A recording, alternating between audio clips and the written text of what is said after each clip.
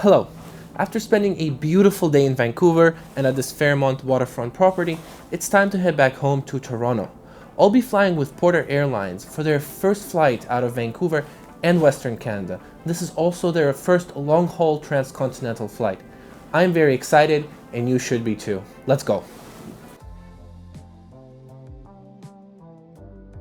At this point, the flight is only 2.5 hours away, so I really should get to the airport. Vancouver is pretty well connected using public transportation.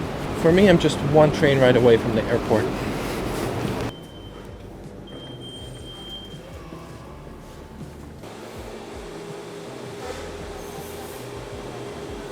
Before I chose to take a train, I checked. This is faster than Uber and cheaper. Shocking. Wow, public transit is cheaper than being chauffeured to the airport. Maybe I should stick to voiceovers. This is the Vancouver International Airport, the administrators of which forgot to update this direction display. I took the 50% chance and went left. That was not the right choice. I do not see Porter's check-in area. They did have this big board indicating that Porter kiosks were numbered 106 to 108. It is staffed by contractors and not real Porter employees. I'm sure that will change as they ramp up their operations in Vancouver. One thing I noticed is they don't have a line specifically for just getting a boarding pass, like they do at Billy Bishop. I mention this because Porter's most basic fare does not provide you with an electronic boarding pass, so you must come to the check-in area to pick up a paper one. I assume this is done so they can make sure you don't have a carry-on, since it's also not included with the basic fare. Okay, so I just passed security. I think it's worth checking out Plaza Premium Lounge. This is because if you're flying with Porter, chances are you are gonna get access to this lounge. Not from Porter, but like if you have a credit card. I should clarify, Porter gives lounge access to absolutely nobody. If you want to visit a lounge, you need to make your own arrangements. I have access through American Express. Just to let me in. Sounds good. This lounge is split into 4 sections. Upon entering, the first thing you see is the bar, from which I ordered rum and coke. This was free, but fancier drinks are not. This is for courage. Helps me record. A big part of the lounge is taken up with these comfy soft chairs. This is where I usually prefer to spend time while waiting for my flights. There's a work area with a few of these cubicles, except it has 6 edges, so hexagonicals? These get occupied quickly. Lastly, right by the buffet is an area with tables. Speaking of the buffet, from left to right it features the very basic bread and butter. Next is the hot foods. I didn't eat any today, but I have been to this lounge a few times now and I enjoyed the food in the past. The salad bar. Looking back at it now, I really wish I tried this pasta salad. Lastly, on the very right is the fridge with sweets. Okay, let's get out of here. But first, the second one because it tastes good. That really is a good lounge, but the plane just landed and I want to record that, and there are already so many people there. This is the Embraer E195 E2. My first video on this channel was about Air Canada's E175. When I first saw that plane, my initial reaction was, those are some tiny engines. But this jet looks good. It looks really menacing with those big engines. At the gate, there were a few things celebrating Porter's first flight out of Vancouver. Free coffee, snacks, this cake with a CN Tower on it, which now that I think about it, I don't think they ever cut. Lastly, there were speeches, and the CEO of Porter said this. Thank you for joining us as we officially launch our inaugural flight with the Embraer E195 E2 from Vancouver Airport. We're extremely proud to be the first airline to bring the E195 E2 to North America. It is a game-changer aircraft. We're challenging the definition of economy air travel by offering highly competitive fares for a far superior product and an enjoyable passenger experience that everyone who travels with us will enjoy. Okay, let's see about that. After the speeches, the boarding started right away. Porter boards in 2 zones. Pre-boarding for passengers with disabilities, families, passengers with Porter Reserve fares, and those who hold status. Then it's general boarding. I was supposed to be in the second last row today, but I was able to switch to an empty row. Where window?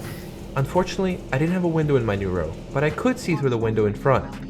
Through this window I saw Air North's and Flair's 737s. I don't know when I will get to try out Air North, but I have a confirmed round trip on Flair soon. Subscribe if you want to see that trip report.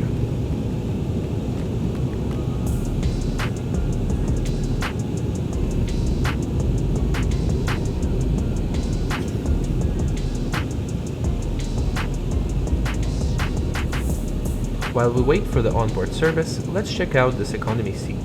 Individual air nozzles are present and are accompanied by a reading light above every seat. At the top of the seat, you can find this literature bed.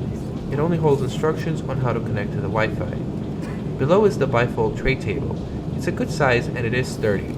It easily fits my 13-inch iPad. Further below is the pocket that contains an air sickness bag, Porter's onboard menu, which we will look at later, and Porter's magazine. Lastly, there are 2 universal power plugs for every seat. In terms of legroom, I just have enough. This plane has the standard 30 inches of seat pitch. If you need more legroom, you can book Porter stretch seats that come with 34 inches of seat pitch. Eventually, the flight attendants reached my row. Here's a menu of what is offered on their flights. Notably, their menu is different between westbound and eastbound flights. I don't think any other airline does this in Canada. If it improves the quality of food, I'm all for it.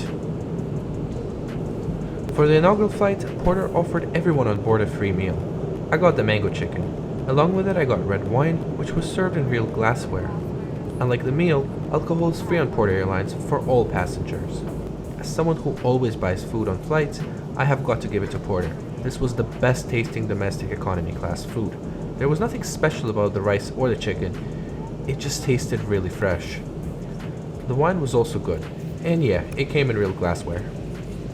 To the launch of a basically new airline.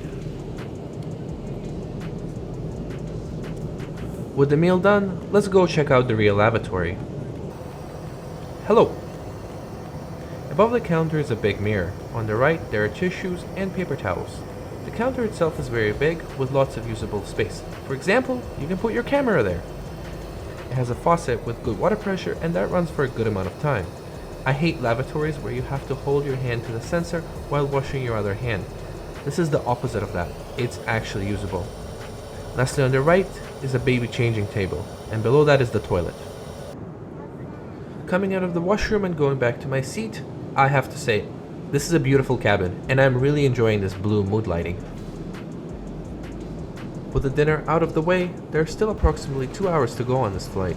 Luckily, it's easy to not get bored, since Porter has a Wi-Fi based entertainment system, and it has free internet access as well.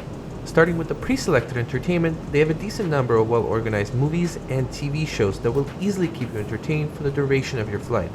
But if you're a frequent flyer and have watched everything, you can access the free Wi-Fi simply by logging in with your Porter VIP account. Despite the name, you don't have to be important at all. It's their free rewards program. The Wi-Fi is fast for an airplane that's almost full. I was able to watch YouTube in 1080p. I think it's safe to say that anyone can find something to do on Porter's flights. Unless, of course, you don't have an electronic device, then you're out of luck. Seriously, at least bring a phone and a charger. As with most Canadian airlines on this long-haul domestic route, there was a second service. I once again asked for red wine and a cup of water, and greedily asked for 2 snacks. These are disgusto barfo. After the snack break, I don't exactly remember what I did, but I do remember my thoughts about this flight. Having flown both WestJet and Air Canada in economy cabins on this route, I think Porter outshines both. I would say the hard product is equal between the 3 airlines. I have read a lot about how it's unacceptable to fly long haul on a small jet such as the E195 E2. I don't agree with that at all. The standard economy seat pitch between the 3 airlines is comparable at 30 inches. Porter's seats might be a little bit more comfortable than the other 2 airlines though. In terms of seat width, it's better than the 737s and on par with the Airbus A320 family. I will admit that the A220s that Air Canada flies beats all in terms of seat widths. In terms of headroom, I'm 6'2" and I was fine.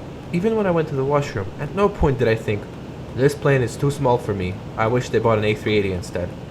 I think Embraer E2s are comfortable and quiet planes. I would have no problem flying this aircraft in this seat on a 6-hour flight from Toronto to Los Angeles or San Francisco. If they ever make one of those routes, I promise I will fly it and film it.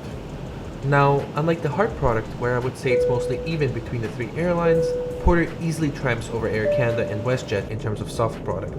The catering for the onboard menu on Porter might be a few dollars more expensive, but it's much tastier than the 2 other airlines. Porter also offers free alcohol on their domestic flights, while other airlines charge $8 to $10 for one drink.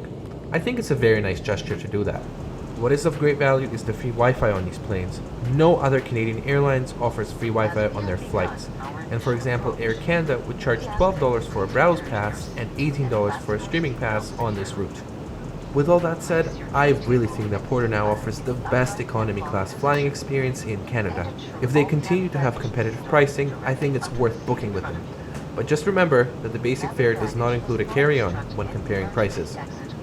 I'm tired of saying that, but it has to be said. So that was Porter's first flight from Vancouver to Toronto. I had a great time. Hope you had a great time watching it. Thank you so much for watching. If you enjoyed the video, please like and subscribe, and have a great night.